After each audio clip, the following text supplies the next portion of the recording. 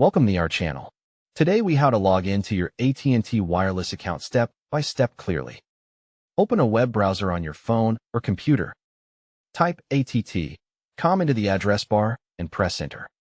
On the AT&T homepage, find the sign-in option at the top of the page. Click or tap sign in to open the login page. Make sure you are on the correct AT&T sign-in screen for wireless or My AT&T access. In the user ID field, enter your AT&T user ID or the email you used to register. In the password field, type your AT&T password carefully.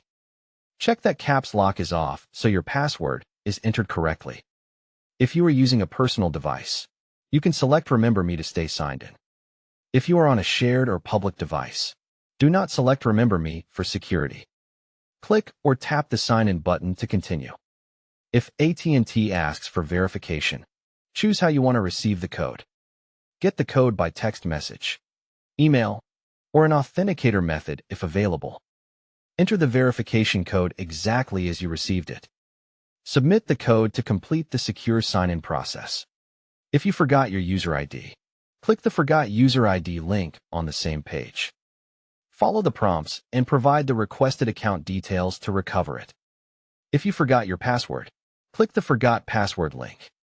Create a new password by following AT&T's reset instructions.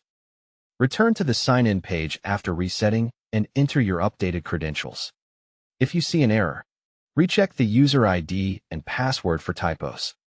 Try clearing your browser cache or using a private or incognito window.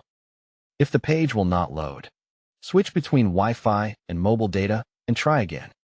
You can also log in using the My AT&T app from the App Store or Google Play.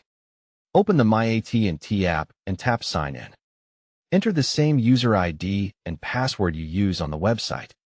Complete any verification prompts to access your wireless account details.